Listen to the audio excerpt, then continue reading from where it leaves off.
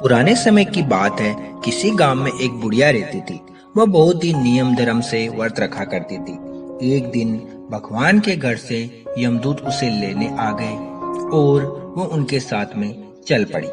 चलते चलते गहरी नदी आई तो यमदूत बोले कि माई, तुमने गोदान किया हुआ है या नहीं? बुढ़िया ने उनकी बात सुनकर मन में श्रद्धा से गाय का ध्यान किया और वह उनके समक्ष आ गई। बुढ़िया इस गाय की पूंछ पकड़कर नदी पार कर गई। वह यमदूतों के साथ फिर आगे बढ़ी तो काले कुत्ते आ गए।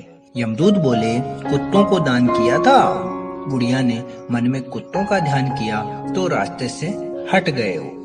अब बुढ़िया फिर से आगे बढ़ी तो रास्ते में उसके सिर पे कौवे ने चोंच मारना चालू कर दिया। यमदूत बोले, माई, ब्राह्मण की बेटी के सिर पे तेल लगाया था। बुढ़िया ने ब्राह्मण की बेटी का ध्यान किया तो कौवे ने चोंच मारना बंद कर दिया।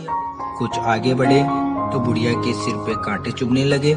यमदूत फिर से बोले, माई, किसी को खटाऊ दान किया था। बुढ़िया ने ध्यान किया तो खटाऊ उनके पैरों में आ गए। बुढ़िया फिर आगे बढ़ी। जब यमलोक लेके गए तो चित्रगुप्त जी महाराज बोले, हे धर्मराज जी महाराज, बुढ़िया ने दान पुण्य बहुत किया, लेकिन आपकी ना तो कोई कहानी सुनी ना ही कोई दान पुण्य किया, तो मैं परम धाम का दरवाजा कैसे इनके लिए खोल दूं? सारी बात सुनने के बाद बुढ़िया बोली, हे भगवान, आप मुझे 7 दिन के लिए धरती पे भेज दीजिए। मैं धर्मराज जी महाराज का व्रत रखूंगी, उद्यापन करूंगी और वापस आ जाऊंगी। बुढ़िया माई को वापस धरती पर अपने गांव आ जाती है और गांव आने पर उसे सब भूतनी समझकर अपना दरवाजा बंद कर लेते हैं। तब वह अपने घर गई तो बेटा बहू ने भी दरवाजा बंद कर लिया। बुढ़िया ने कहा कि मैं भूतनी नहीं हूँ, मैं तो धर्मराज जी की आज्ञा से वापस धरती पर 7 दिन के लिए आई हूँ। इन दिनों में मैं धर्मराज जी का व्रत करूंगी और उनका उद्यापन करके परम लोक वापस चली जाऊंगी। बुढ़िया की बात से आश्वस्त होकर बेटे बहू ने उनके लिए पूजा सामग्री का इंतजाम कर दिया।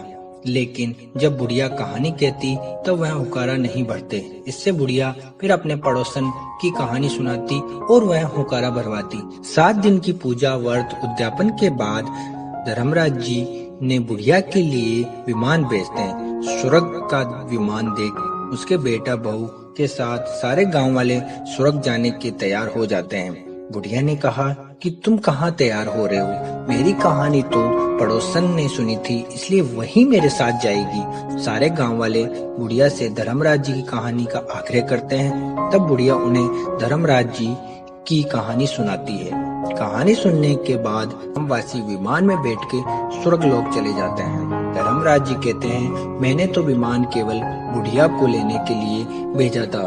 बुढ़िया माई कहती है, हे धर्मराज जी महाराज, मैंने जो पुण्य किए उनके आधा भाग गांव वालों को दे दीजिए। इस तरह धर्मराज जी ने ग्रामवासियों को स्वर्ग में जगह दे दी। हे धर्मराज जी महाराज, जैसे आपने बुढ़िया के सभी ग्रामवासियों को स्वर्ग में जगह दी, उसी तरह हमें भी देना। कहानी सुनकर हुकारा बढ़ने वालों को और कहानी कहने वालों को भी जगह देना। हे धर्मराज जी महाराज, आप सभी को सुख शांति प्रदान करना। जय हो धर्मराज जी महाराज की।